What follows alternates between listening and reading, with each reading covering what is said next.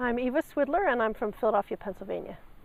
In your own words, how would you describe the World Fellowship Center to somebody who has never been here? Well, I've tried to describe it a lot of times because I try to get all my friends to come, and it's hard to get them to come. I don't know why. Once people come, they seem to come back and back, but it seems as though no matter what I say, no matter how wonderful I say it is, people don't want to come. That first step, I don't know if it's the name or what, but so what do I usually say? I say it's political. That's really important to me. That was what drew me to it first. To me, the politics are infused in everything, but it's totally non-dogmatic. It's really open politics. It's radical but open, and there's a pretty wide diversity of views among the guests and the speakers. I guess I would call it sometimes I call it a summer camp, and then that doesn't seem quite right. So then I call it a retreat, but that doesn't seem quite right.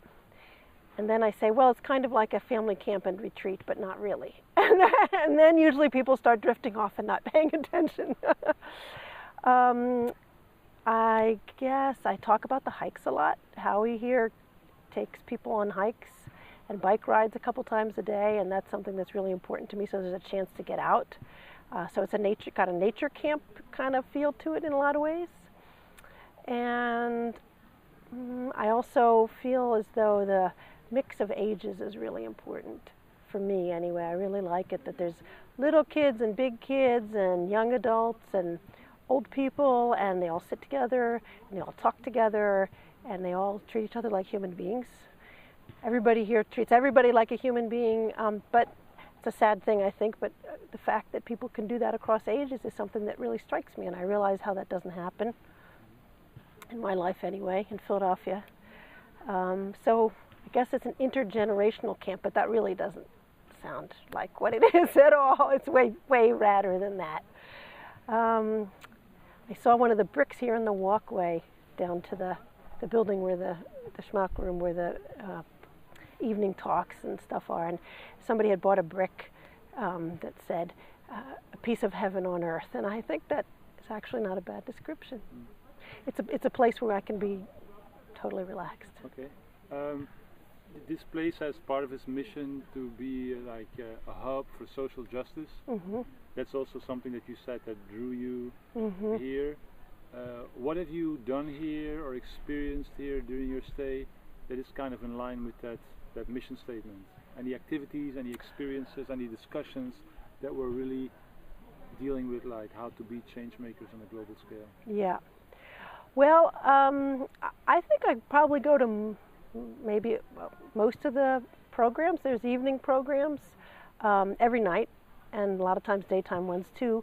So speakers and workshops. So we went to a hip-hop theater workshop with my 11-year-old daughter, with a guy who's a poet who works with kids a lot, but also does adult poetry, hip-hop style, but not necessarily. All about social issues, mostly in his town of New Haven, really on a personal gut level, but highly politically framed, I guess you could say. We've been here almost 10 days now, so it's starting to become just this lovely blur. I'm trying to remember what all the different things were. Went to a discussion on the death penalty in New Hampshire and the struggles to try to get it eliminated. Help me, Willie, what else did we see? What else did I take my 11-year-old with me always? So so there's those formal programs, and they're great. They're really good. And actually, there was on Saturday nights there's performances. So there's a lot of times music, or the poet did a poetry performance. And I was here for the Saturday night concert the week before that.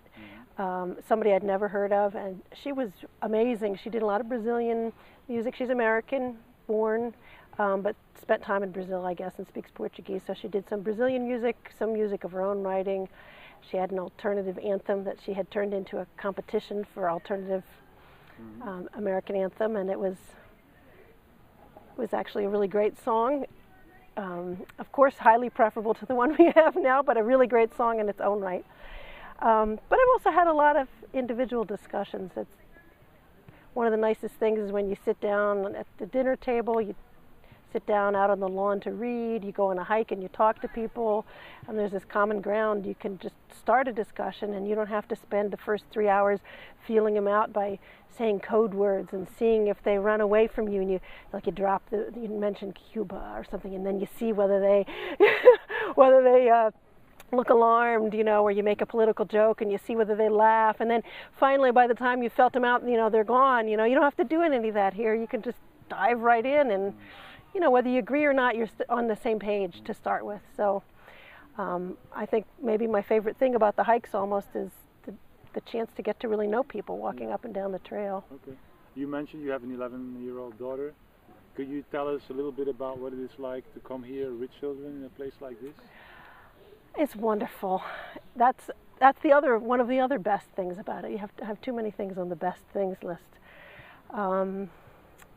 Actually, I think she likes it. Well, she certainly likes it as much as we do. Maybe she likes it more. The first year we came, when we were leaving, I said to my husband, "Oh, it was pretty nice. I think I'd like to come back next year."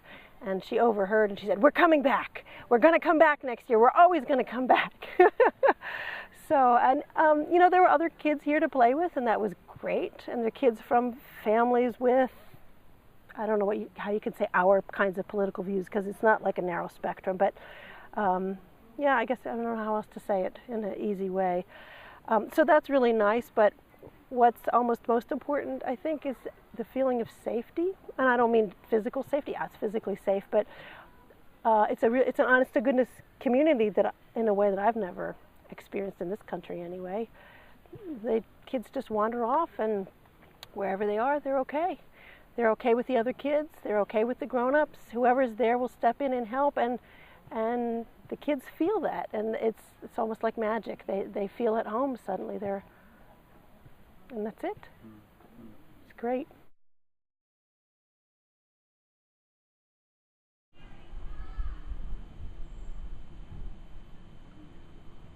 Can you make a movie about I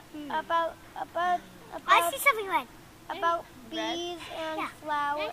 Can you make a movie about bees and flowers with that? I know. And That's can- no movie.